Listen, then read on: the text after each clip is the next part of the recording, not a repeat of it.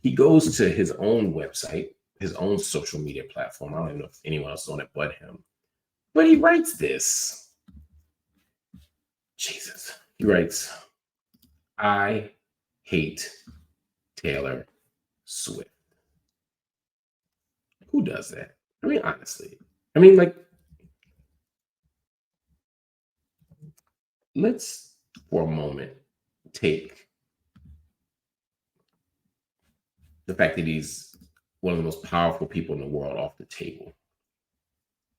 Let's ignore the fact that he has power and influence and that this could be dangerous. Just for a moment, we'll get back to that part. Let's just focus on the fact that Donald J. Trump is the former president of the United States. And he is literally a senior citizen. I mean, literally a senior citizen. He was born in 1946. The man is 78 years old. 78 years old. And he's tweeting, I hate Taylor Swift like a teenager. It's unpresidential, it's undignified, it's stupid, it's weird. But whatever. That's who Donald Trump is. He's all those things: unpresidential, undignified, stupid, and weird. I can live with that. But this demonstrates a level of mental instability and cruelty and recklessness that should all serve as evidence for why he should not be president. I don't care who you want to be president. I don't care who you don't want to be president. I'm just saying Donald Trump should not be president. If you're wondering why he made this ridiculous and somewhat random post, it's because Taylor Swift pissed off a whole lot of conservatives who, they love Taylor Swift. They would frame Taylor Swift as the not Beyonce, right? Because, Beyonce is Black and gifted and wonderful and beautiful and brilliant and amazing and, all the things. But she embraces and embodies Blackness too much. So they kind of made Taylor Swift the anti-Beyonce. And so they started projecting onto her all these conservative values and ideals and ideas. And Taylor Swift don't want no parts of that shit, man. She just happens to have a boyfriend that play football. That was about the extent of it. Other than that, man, she ain't got nothing to do with y'all redheaders. Anyway, Taylor Swift made that clear when she endorsed Vice President Kamala Harris for president after Trump's disastrous debate on ABC. Now, Trump was clearly in his feelings because he tweeted once again in response to Taylor Swift, I hate Taylor Swift, all caps, exclamation point. Now, he ain't the first president to talk about a pop culture person. Barack Obama said that Kanye West behaved like a jackass. Now, the difference is I believe Obama thought he was off mic and off camera, but again, he was asked about Kanye, and Kanye had behaved like a jackass. All Taylor Swift did was say she didn't want to vote for Donald Trump. She wanted to vote for somebody else. Not the craziest thing, but what does it all mean? Well, in addition to being irresponsible and weird and reckless and unpresidential and undignified, it clearly can invite violence. And this is the thing: Donald Trump he's like catnip for crazy people.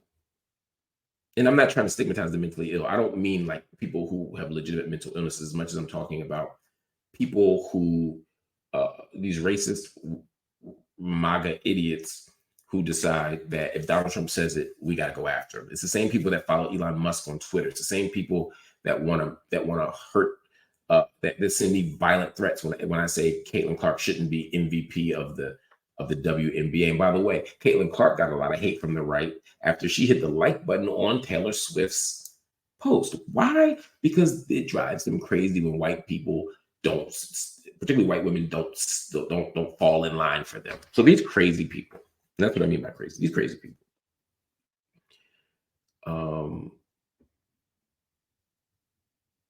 They're now seeing their crazy leader, their cult leader, Donald Trump, say that they should hate that they should hate Taylor Swift. That's the argument, right? They should hate Taylor Swift. And that's dangerous for Taylor Swift. Now there's millions, if not tens of millions of people who are angry at her, who see her as a traitor. Now, this, you might say everybody has a right to say they hate Taylor Swift. Sure. I know a million people that don't like Taylor Swift's music, and they might be like, Taylor Swift is trash, blah, blah, blah, blah, blah. That's all good. You can have critical opinions. If you said I hate Taylor Swift's music, I wouldn't say a word. But in all caps, I hate Taylor Swift right after she offers a political analysis, invites the crazies in his camp, and he knows he has them. These are the idiots that raided the White House. I mean, raided the Capitol building. These are the people that had an insurrection. These are the people who legitimately believe that Donald Trump had the election stolen from him when Donald Trump knows damn well he didn't. These are the people who will do harm. Now, I know Taylor Swift has security, and I hope Taylor Swift uses that security. I pray for Taylor Swift's safety, just like I do everybody else. But my God, this is the kind of danger that people like Trump invite. And it's not just Trump. Elon Musk did the same damn foolishness. Someone, again, random tweets, and they have a blue check, but it don't mean anything anymore. They say, why they want to kill Donald Trump? And he writes, and no one is even trying to assassinate Biden, Kamala, with the emoji. Now, again, there's a lot of ways to take that. He could just be saying, well, it's curious that Trump is getting all the danger. Or it could be interpreted as, why hasn't anybody tried to assassinate Biden or Kamala yet? Again, it could be read as an invitation to violence. I don't know what's in Elon Musk's head. I don't know what his intentions are. I'm not going to try to speak to Elon Musk's intentions. But what I will say is the tweet got, as you can see here, 36 million views. If only 10% of people interpret it in the worst possible way, that's still 3.6 million people who see it as an invitation to do harm to the president and vice president. And if 3.6 million people do that, how many of them are followers of Musk? How many of them care about Musk? How many of them like Musk and worship Musk, or worship Trump and know that Musk is now a Trump supporter, therefore they're tied together at the hip? In other words, Elon Musk controls the algorithm. He controls the platform. He makes sure that tweets like this get seen.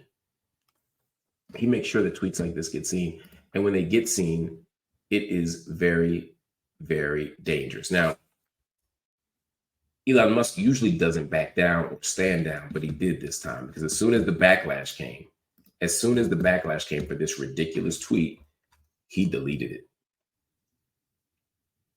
it. That's right.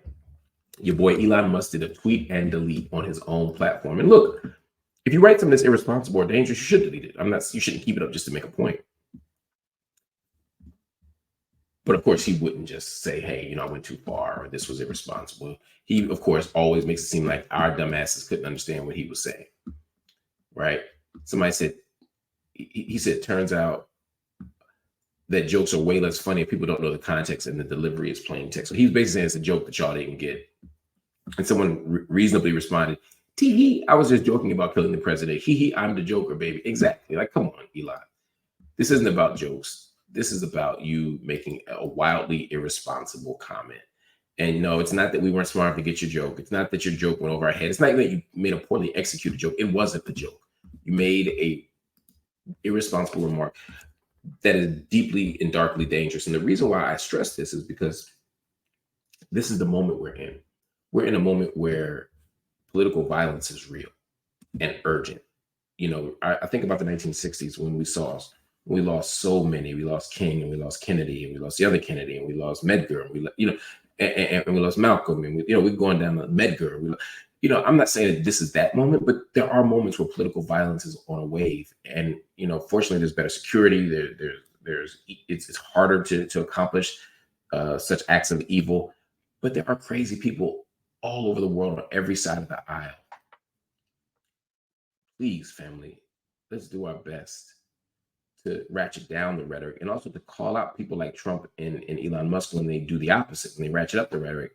Shame them, embarrass them, get them where it hurts in the pockets and in the polls, because that's the only way this is going to stop, because we do not want to enter a moment where one person dies, because that sets off a chain reaction, and we don't want to see that. We don't need to see that. We cannot see that. So family, please, let's keep in mind on all this stuff.